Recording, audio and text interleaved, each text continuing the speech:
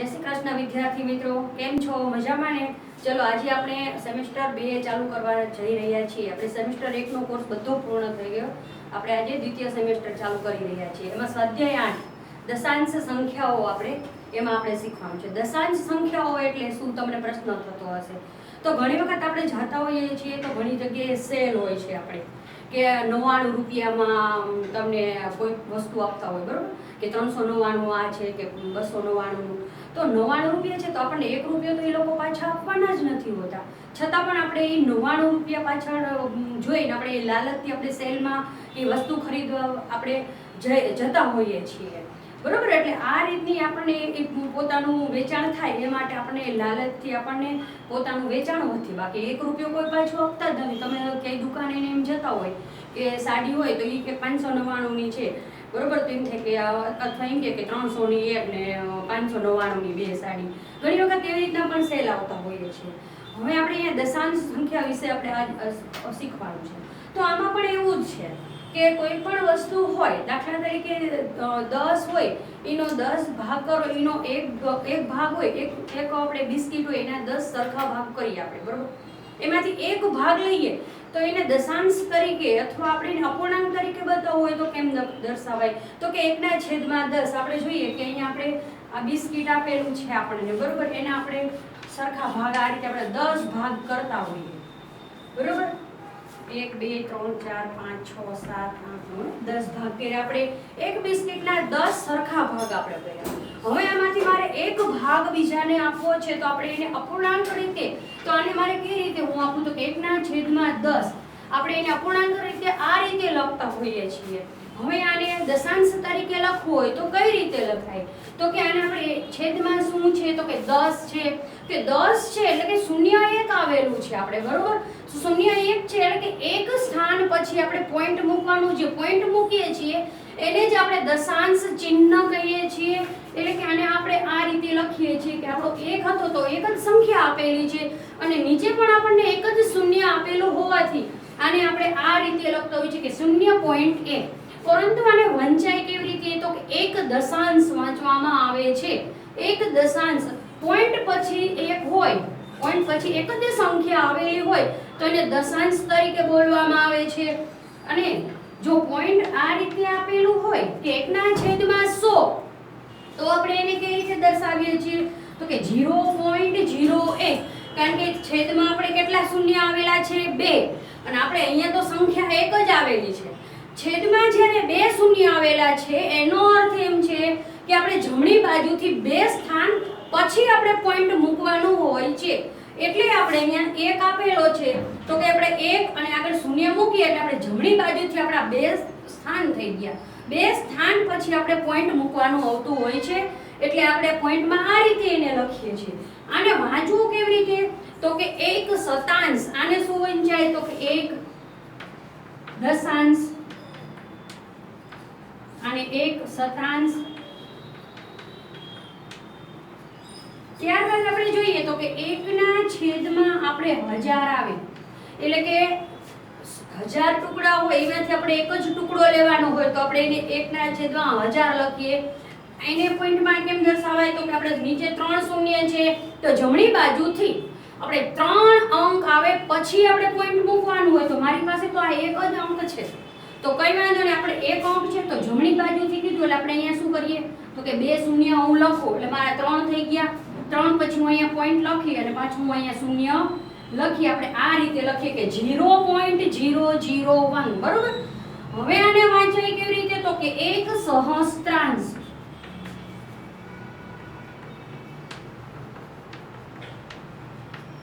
10 વાળું હોય, જ્યારે તમારે 10 વાળું એટલે કે પોઈન્ટ પછી એક જ અંક આવતો હોય તો એને 1 દશાંશ, અહીંયા 1 છે એટલે આપણે 1 દશાંશ વાંચ્યું, પણ જો આપણે 0.9 આવેલું હોય, પોઈન્ટ પછી મારે એક જ અંક આવેલો છે ને 9 છે, અંક એક આવેલો છે પણ અંક કયો છે? તો કે 9 આવેલો છે, એટલે આને મારે શું વંચાય? તો કે 9 દશાંશ। પોઈન્ટ પછી જે અંક આપેલો હોય, પોઈન્ટ પછી એક જ અંક પણ કયો અંક આપેલો? જે અંક આપેલો હોય એને આપણે 9 દશાંશ, એટલે કે પોઈન્ટ પછી જો પોઈન્ટ પછી એક જ સંખ્યા આવેલી હોય કોઈ પણ સંખ્યા તો એને આપણે દશાંશમાં વાંચવાનું, પોઈન્ટ પછી આપણે બે સંખ્યા હોય, સંખ્યા કોઈ પણ હોય, દાખલા તરીકે અહીંયા તો 0.1 હતું, પણ આપણે અહીંયા લખીએ કે 0.25, તો આને શું વંચાય? તો આને વંચાય 25 શતાંશ.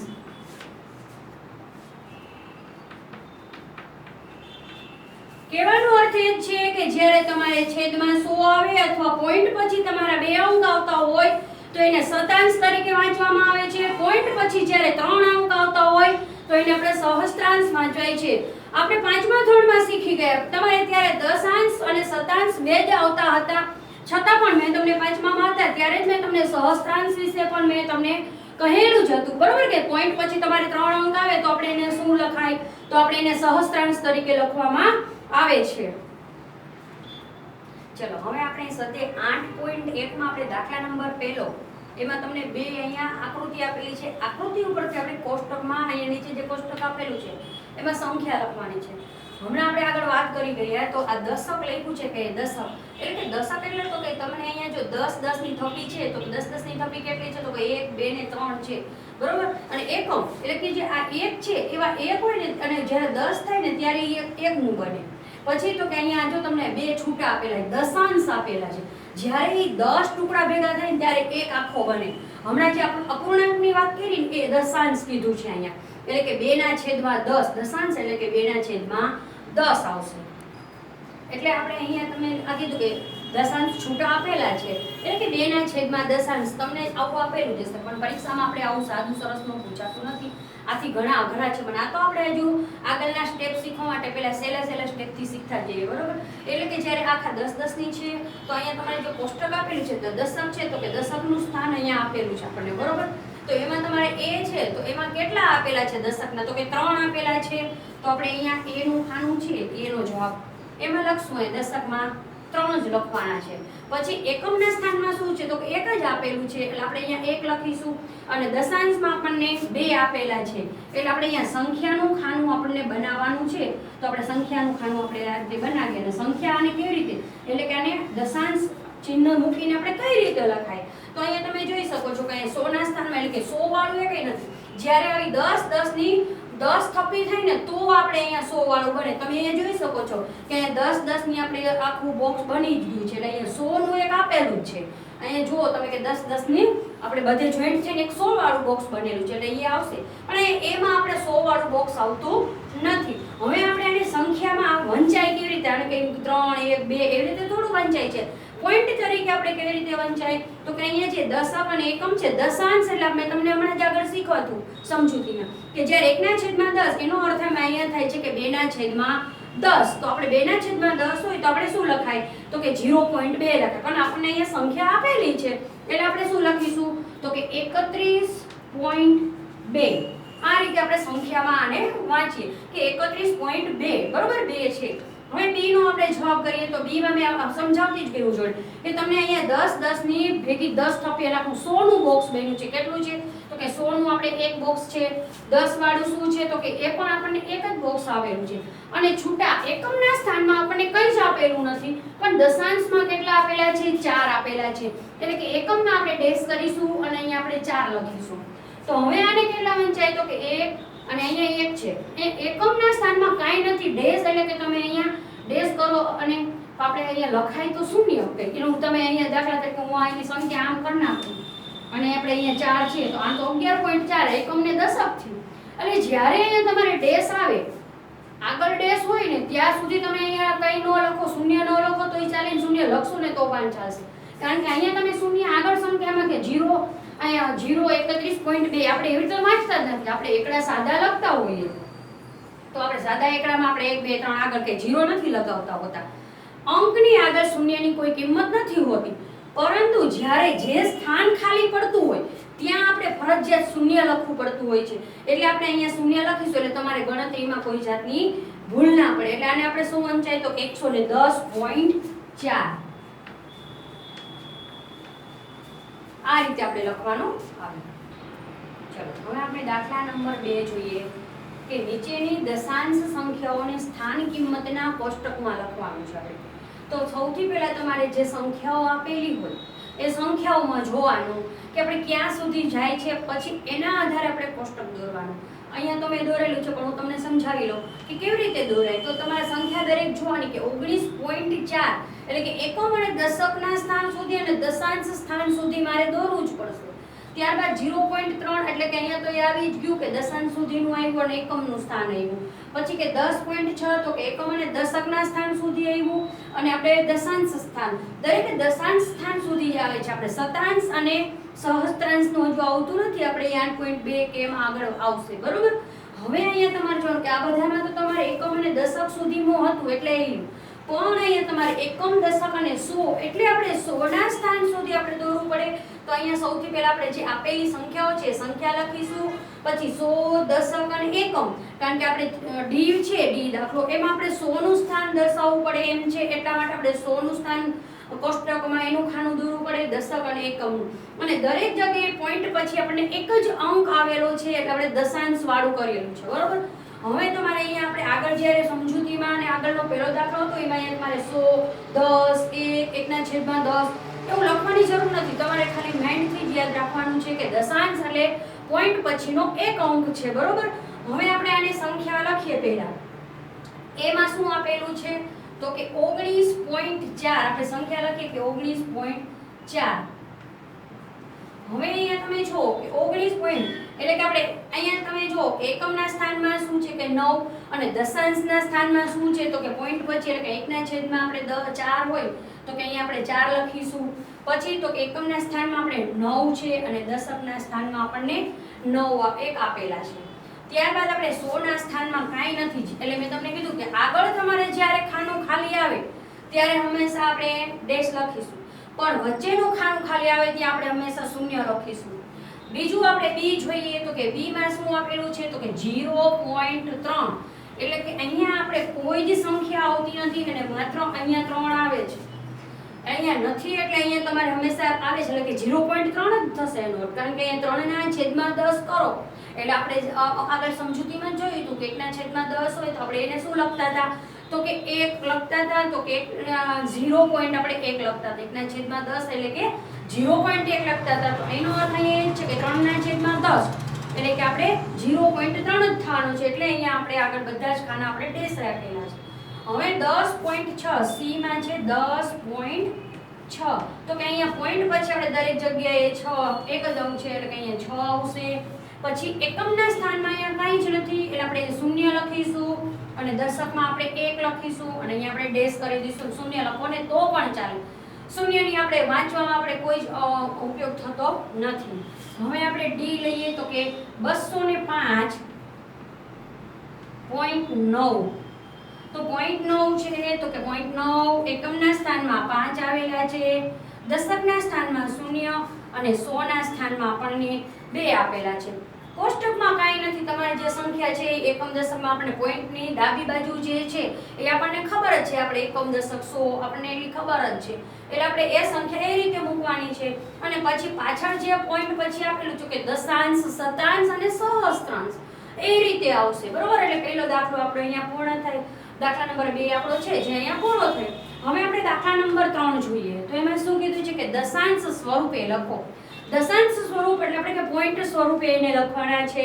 તો અહીંયા પહેલું જ હતું, હમણાં આપણે સમજૂતીમાં શીખી ગયા હતા કે 7 દશાંશ મેં તમને 0.25 લખીને કહ્યું હતું કે એને કેવી રીતે લખાય, પછી 0.8 હતું તો એને કેવી રીતે લખાય. તો અહીંયા આપણને એવું કે 7 દશાંશ દશાંશ શબ્દ આવ્યો એટલે કે એનો અર્થ એમ કે પોઈન્ટ પછી આપણે એક જ અંક આવેલો હોય અને એ શું આવેલો છે તો કે 7 એટલે કે આનો જવાબ આપણે શું થાય તો કે 7 દશાંશ છે એટલે 0.7 આવશે.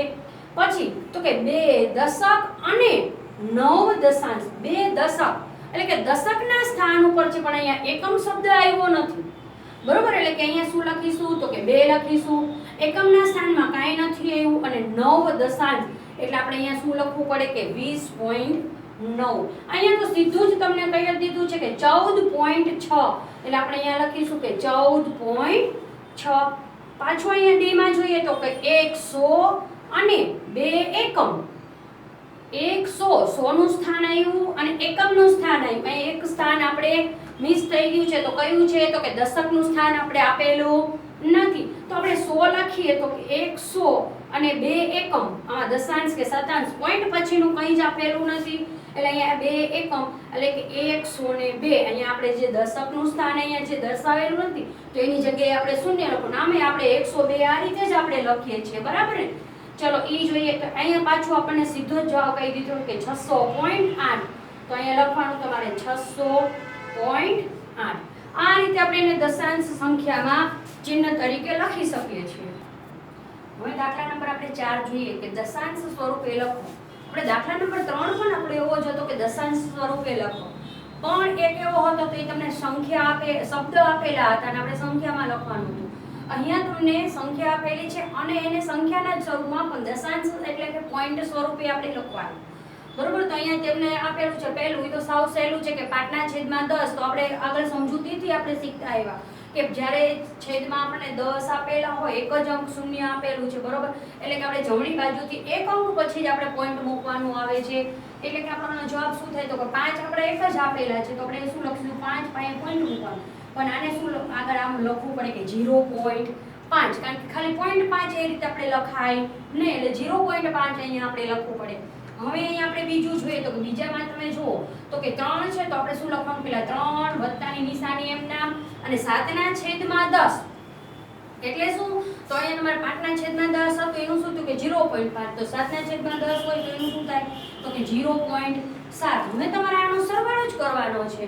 પણ સરવાળો કેવી રીતે કરાય તો કે આપણા એકમનું સ્થાન છે અને અહીંયા એકમના સ્થાનમાં શૂન્ય છે, પોઈન્ટ પછી અહીંયા 7 આવેલા છે અને અહીંયા પોઈન્ટ આપેલો નથી. તો તમારે એનો સરવાળો તમારે રફમાં ઊભો કરી લેવાય. શું કરાય તો કે આમ કરાય કે અહીંયા 3.0 અને 0.7 એટલે કે અહીંયા તમે સરવાળો કરો કે 0 અને 7 નો સરવાળો તો કે 7 પોઈન્ટનું પોઈન્ટ અને 3 ના 3 તો કે 3.7. એટલે આનો જવાબ આપણને શું આવે તો કે 3.7, બરાબર. સીધું કરવું હોય તો આપણે શૂન્ય એક જ છે ને અહીંયા અંક પણ એક જ આવેલો છે એટલે 3.7 સીધો આવે. તમને હજુ ન આવડે ગણવામાં, હજુ તમારે ભૂલ થાય એટલા માટે આપણે આ રીતે તમને ઊભું સરવાળા આપણે આગળ પણ આપણે 5મા ધોરણમાં શીખાતા કે પોઈન્ટ ની નીચે તમારે હંમેશા પોઈન્ટ ગોઠવવાનું, અંકને તમારે એડજસ્ટ કરવાના છે, પોઈન્ટ હલાવવાનું નથી. ચલો બીજું જોઈએ તો કે 200 + 60 + 5 આપેલા છે. તો આનો સરવાળો તમે કરો તો શું થાય તો કે એકમના સ્થાનમાં 5 છે, બાકી તો અહીંયા શૂન્ય જ આપેલા છે. તો આપણે અહીંયા એકમના સ્થાન ઉપર 5 આવી જાય. પછી તો કે અહીંયા દશકનું સ્થાન નથી આપેલું, અહીંયા દશકમાં 6 છે અને અહીંયા શૂન્ય છે એટલે અહીંયા 6 થઈ જશે. અને 100 નું સ્થાન અહીંયા બંને નથી, અહીંયા 2 છે તો કે 265. આમ પણ કરો તો કે 200 + 60 એટલે કે 260. એમાં 5 નાખો તો 265 થાય. પ્લસ શું છે તો કે શું આવે તો કે 0.1 એટલે કે આનો જવાબ શું થાય તમારે તો કે 265.1. સીધું જ કરી લેવાનું. પોઈન્ટ પછી અહીંયા કોઈ સંખ્યા ન હોય તો પોઈન્ટ પછી અહીંયા હોય તો સીધો પોઈન્ટ પછી આપણે 1 મૂકી દેવાનો આવે છે. આગળ જોઈએ તો કે 70 તો આપેલા જ છે તો કે 70 + 8/10 એટલે કે 0.8. એટલે કે મેં તમને કીધું કે અહીંયા પોઈન્ટ નથી ને અહીંયા પોઈન્ટ છે તો પોઈન્ટ પછી જે અંક છે આમાં પોઈન્ટ પછી જે અંક મૂકી દેવાનો એટલે કે 70.8. 88/10 તો અહીંયા તો સીધું જ છે કે અહીંયા 2 અંક છે ને અહીંયા શૂન્ય આપણો એક જ છે તો એક પછી આપણે પોઈન્ટ મૂકવાનું એટલે કે 8.8. જવાબ થઈ જાય 8.8. ત્યારબાદ આપણે જોઈએ કે 4.2/10. હવે શું તમે કરો કે 4.2/10 તો એમાંય તો કાંઈ જ નથી, તમારે 4 ના 4 સીધા એમનામ જ રાખવાના છે કે 4 + 2/10 કરો તો કે 0.2 એટલે શું થાય તો કે 4.2 નો જવાબ. બીજી રીતે પણ તમે કરી શકો અને તો કાંઈ તમે મિશ્ર આપેલા છે એને પણ અશુદ્ધમાં ફેરવો તો અશુદ્ધમાં ફેરવીને આપણે જોઈએ તો કે 10 ચોક કેટલા થાય 40 + 2/10 એટલે કેટલા એવા 42/10 એટલે કે 4.2. તમે આ રીત કરો ને તો પણ ચાલે અને અહીંયા તમારા પૂર્ણ સંખ્યા છે એટલે તો પૂર્ણ જ છે પણ આનું એટલું જ દર્શાવવાનું છે એટલે આપણે અહીંયા 4 + 0.2 લખી લીધા. અને તમે મિશ્રને ફેરવી અશુદ્ધમાં ફેરવીને કરો ને તો પણ તમારે જવાબ આવી જાય. પણ આપણે તો અહીંયા આવું લાંબુ કરવાય જવાય નહીં. એ શું કે તમને આ પૂર્ણ સંખ્યા એટલે કે આખો અંક જ આપેલો છે એટલે કે અહીંયા 4 તો આવશે ને આ તમારે જે છે એને જ આપણે દશાંશ સ્વરૂપે લખવાના આવે છે એટલે આપણે સીધું જ એ રીતે જવાબ કરી શકાય. હવે આપણે બીજું જોઈએ હવે તમારે એક બીજામાં અહીંયા જુઓ કે જી, તો કે 3/2. હવે જ્યારે તમારે છેદમાં કોઈ અંક આવેલો હોય, પોઈન્ટ ક્યારે મુકાય તો કે 10, 100, 1000 એવી સંખ્યા આવતી હોય તો જ તમે પોઈન્ટ મૂકી શકો, નહીંતર તમારે પોઈન્ટ મૂકવામાં તકલીફ પડે. તો આમાં શું કરવાનું, તો આપણે છેદમાં 10, 100 અને 1000 એવી સંખ્યા બનાવવાની. તમારે અહીંયા 2 આપેલા છે, બરોબર? તો 2 ને હું કેટલા વડે ગુણીશ તો મને સંખ્યા 10 મળશે. તો કે 2 ને હું 5 વડે ગુણાકાર કરું તો મને નીચે 10 સંખ્યા મળે. પણ મારે નીચે 2 ને હું 5 વડે ગુણું એટલું કરું તો મારો દાખલો ખોટો પડે. આપણે આગળ શીખી ગયા હતા કે જ્યારે આપણે છેદ આપણે વિષમછેદી હતા અને આપણે સમછેદી કરવું હતું તો આપણે શું કરતા હતા કે ઉપર અને અંશ અને છેદ બંને સાથે કોઈ સંખ્યાનો આપણે ગુણાકાર કરતા હતા. એવી જ રીતે અહીંયા કરવાનું કે 2 ને મારે 5 વડે ગુણાકાર કરવો છે તો મારે 3 ને પણ 5 વડે ગુણવા પડે તો જ મારી જે સંખ્યા મૂળ સંખ્યા છે એ સંખ્યા મારી જળવાઈ રહે. જો હું 2 ને 5 વડે ગુણું અને 3 એમ નામ રાખું તો મારી જે મૂળ સંખ્યા છે એ મૂળ સંખ્યા ન રહે અને આપણે જવાબ આખો જુદો થઈ જાય. આપણે શું થઈ જાય તો કે 3/10 થઈ જાય, તો આપણો એ જવાબ એવો નથી આવતો. એટલા માટે આપણે જ્યારે પણ નીચે આપણે 10, 100, 1000 લેવાના આવે તો જેટલી સંખ્યા વડે તમે ગુણાકાર કરો એટલી જ સંખ્યા સાથે તમારે અંશ સાથે પણ એનો ગુણાકાર કરવો પડે, તો જ આપણી મૂળ સંખ્યા જે છે એ સંખ્યામાં ફેરફાર થતો નથી. એટલે કે અહીંયા આપણે જવાબ કરીએ કે 3/2 મારે ઉપર નીચે 2 સાથે 5 વડે ગુણવા પડે, બરોબર? તો જ મને અહીંયા 10 જવાબ મળે છે અને મારે દશાંશ ચિહ્ન મૂકવામાં મને સરળતા રહે. એટલે કે અહીંયા આપણે શું આવશે કે 3 × 5 કરો તો 15 થાય અને 5 દુ 10. હવે તમારે પોઈન્ટ મૂકવું એકદમ સરળ, કારણ કે આપણે અહીંયા જોયું કે તમને બે સંખ્યા આપેલી હોય અને અહીંયા 10 એટલે કે એક જ શૂન્ય આવે છે, તો એક જમણી બાજુથી આપણે એક સ્થાન પછી આપણે પોઈન્ટ મૂકેલું હતું.